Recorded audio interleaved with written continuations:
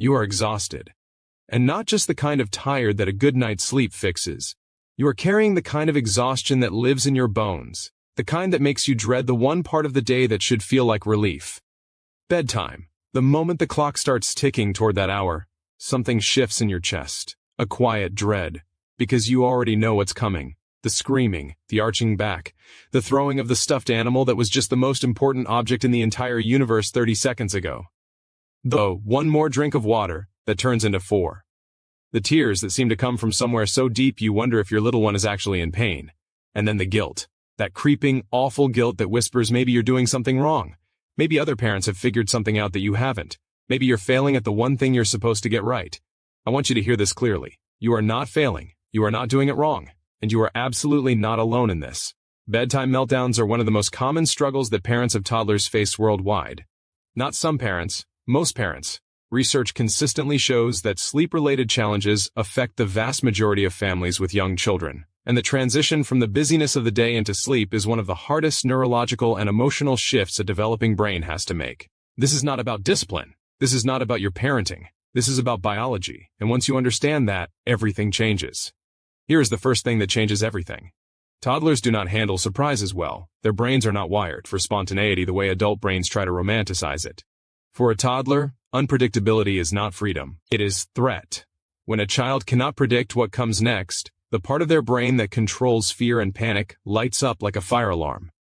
And what does a fire alarm do? It screams. So when bedtime feels like it comes out of nowhere, when the transition from playing or watching something or being held and laughing to suddenly being expected to be still and quiet and alone in the dark happens without warning or structure, their entire nervous system fights it.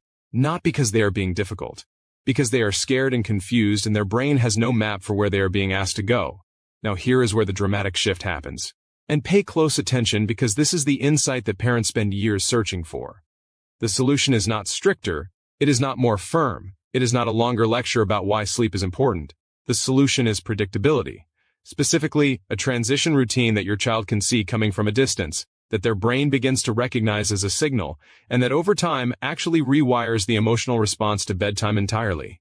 Before I go further, I do want to mention that we have a program linked in the description below this video. It goes far deeper into everything I'm covering here, and I want to be honest with you. If you are in the thick of this right now, if bedtime is destroying the peace in your home, if you are losing sleep yourself because of how hard these nights are, then waiting on this is costing you more than you probably realize. Not just in lost sleep, in lost connection with your child, in the stress hormones flooding your body night after night, in the version of the evening you are not getting to have. Most people watch videos like this, nod along, feel better for a few minutes, and do nothing. The parents who actually see change do something with what they learn. That program is there when you're ready to be one of them. Now let's go deep on why predictable transition routines work, because understanding the why is what makes you actually implement the how. Your child's brain, like every human brain, is a pattern recognition machine. From the moment they are born, they are cataloging cause and effect, building mental models of how the world works. When something happens consistently in the same sequence, the brain stops treating it as uncertain and starts treating it as safe. This is not a parenting philosophy. This is neuroscience. This is how the nervous system actually functions. When you create a bedtime routine that follows the same order every single night, something remarkable begins to happen within the first 1 to 2 weeks. The child's brain starts to anticipate each step before it comes, and anticipation in a safe context produces calm. Not just behavioral calm where they are going through the motions, physiological calm.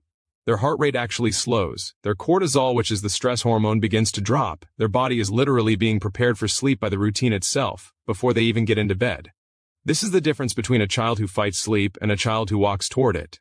And parents who have made this shift describe it as nothing short of miraculous. They describe the first week as uncertain. The second week is hopeful. By the third week, they are watching their child remind them about the routine. Their child is asking for it, seeking it, because the brain now understands, as the bridge between the chaos of the day and the safety of sleep. Picture this. It is the evening. An hour before bed, the energy in the house starts to shift. The lights get a little softer, the activities slow down. There is a bath, and the water is warm, and the same small ritual happens. Then it is into pajamas, the same ones put on in the same way. Then it is a quiet space, maybe a few books read in the same gentle voice, the same songs, the same sequence of small tender moments. And your child, instead of screaming and throwing themselves onto the floor, begins to breathe slower. Their eyes get heavy. They lean into you instead of fighting you. They are not being forced into sleep. They are being walked gently toward it by a path their brain has learned to trust. That is not a fantasy. That is what happens when the nervous system is supported correctly. And parents who have implemented this approach report getting back anywhere from 45 minutes to 2 full hours of their evenings back. Think about what that means. 2 hours. Every night. That is not just time, that is your sanity. That is the conversation with your partner you have not had in months. That is the show you have been meaning to watch. That is the shower where you actually breathe. That is you feeling like a person again.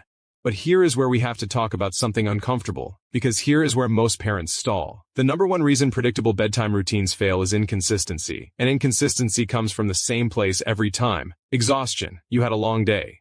Skipping one step feels harmless. Letting them stay up a little later because the night got away from you feels unavoidable. And then the next night is hard again, and you cannot figure out why, because logically you did the routine. But the brain does not run on logic. It runs on pattern. One deviation does not erase the pattern entirely, but it weakens the signal. It introduces uncertainty. And uncertainty, as we now know, is what activates the fear response. This is why parents who see the most dramatic results are the ones who treat the routine with the same consistency they treat feeding or safety. Not rigidly, not without flexibility for special occasions, but with an understanding that they are not just putting a child to bed, they are training a nervous system. They are building a neurological pathway. And that work requires repetition. Here is something that most parenting advice skips over entirely. The transition does not start at bedtime, it starts earlier. The body and brain need a wind-down runway. Activity that is high stimulation, whether physical running around or screen brightness or loud noise, keeps the stress hormones elevated, and you cannot drop from that elevation to sleep in 10 minutes. The brain does not have an off switch, it has a dimmer.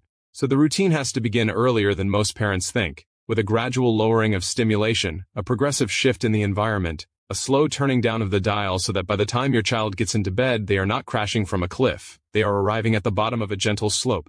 Parents who understand this and build that extended runway report that the actual bedtime itself becomes almost effortless. They describe going from 45-minute battles to 15-minute transitions, from screaming to quiet, talking to silence, from dread to something they almost look forward to. And here is the emotional truth at the center of all of this. When bedtime stops being a battle, something else happens. Your relationship with your child changes. Because right now, if you are honest, bedtime has become a source of tension between you.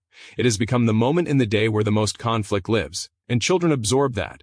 They feel the tension in your body when the bedtime hour approaches. They feel your jaw tighten, and it escalates them further. It becomes a self-fulfilling cycle of stress that neither of you wants and neither of you knows how to stop. When the routine brings calm instead, when your child associates that hour with warmth and predictability and closeness, they associate you with safety.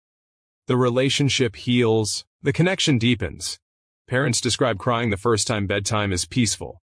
Not from relief, although that too. From realizing how much they had missed that version of their child, how much they had missed that version of themselves. This is not a small thing. This is the quality of your family's life. This is memory making. This is the foundation your child is building their sense of security on, and you have so much more power to shape it than you may have been told. The program linked in the description below goes into every element of this in a way that this video simply does not have space to cover. If you are serious about stopping the meltdowns, not managing them, stopping them, then you need to go there now. Not tonight, now. Because every night you wait is another night that does not have to be the way it has been. The parents who hesitate tell themselves they will try it on their own first. Some of them do. Most of them come back weeks later having made no progress, more exhausted than before, and wishing they had moved sooner. You already know what the hard way looks like. You have been living it. This is the other way.